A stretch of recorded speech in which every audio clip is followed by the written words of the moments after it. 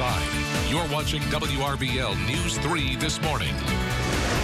As coronavirus cases spike locally and across the country, News 3 is bringing you the latest numbers to help you and your family stay safe.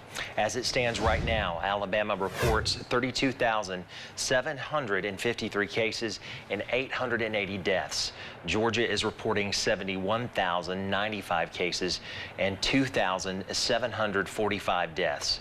Those numbers are reported each day by both states' departments of public health. And we should point out that nationally, the United States has seen the single highest day of new cases with 37,072 reported yesterday. Now to LaGrange, where Sheriff James Woodruff has announced the release of several inmates from the jail due to COVID-19. That announcement came in a Facebook Live roundtable yesterday as members of the community discussed the outbreak at the jail. News 3 first told you about the COVID-19 outbreak concerns on Monday. Since then, protesters gathered at the jail demanding action from officials. Emory University doctor Ann Spalding toured the jail yesterday for a closer look. She says there are many factors to consider if your loved one may be eligible for early release. The best way to be thinking about discharge planning is before discharge occurs, and to have a plan. If my son is in jail, my daughter's in jail, when they come home, well, I've got diabetes, I've got cancer, I'm over 70, whatever, perhaps they could stay with a family member in another household where people are younger. So just for the 14 days. Now, the Public Health Department is monitoring released inmates who tested positive for COVID-19 to ensure they are remaining isolated. Well, this morning, Phoenix City mourns the loss of Assistant Police Chief Gail Green after she passed away from COVID-19 complications. News 3's Keldrick Conwell has reaction from those who knew her best. Phoenix City Assistant Police Chief Gail Green, 33 years in uniform, weeks in the hospital. Wednesday, Green lost her life to COVID-19. Really, it's still shocking. It's no matter what you think about it and everything. And I just was talking about her about 3 weeks ago to her brother. He said, you know, she was doing real good. And yesterday was really a shocker. You know, again, amazing person. And that's someone I grew up with, been knowing all my whole entire life, her whole family. And truly be missed. But we understand why God do what he do. She graduated from Central High School in 1982, studied criminal justice at Troy State University, and attended Chattahoochee Valley Community College. Green joined the Phoenix City Police Department in April 1987 and rose steadily through the ranks. Police Chief Raymond Smith remembers her as his partner, personal friend, and closest advisor and supporter. A police, the best I ever seen in my life. I'm gonna miss Gail, because anytime I got a problem, I want nobody to come but Gail. I don't know who I'm going to replace with her now.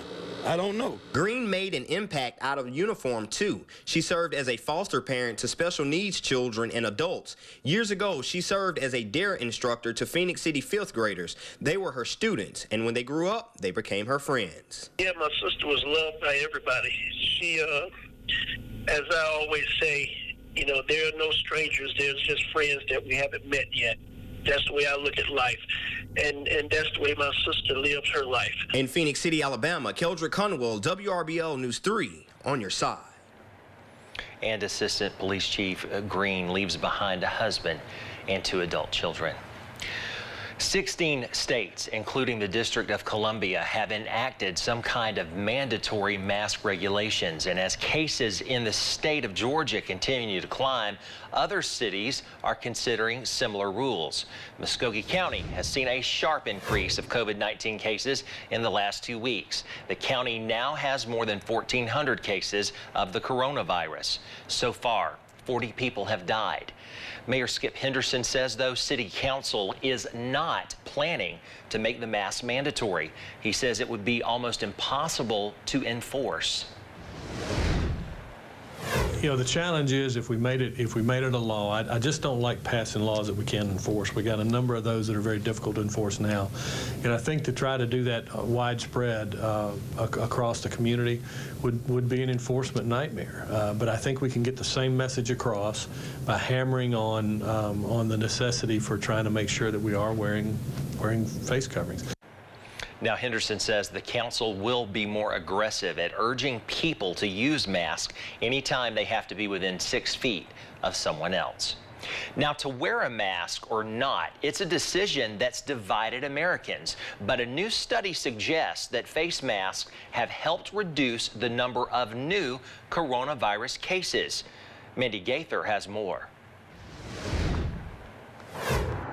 Wearing face masks in public prevented as many as 450,000 new cases of coronavirus, according to a new study.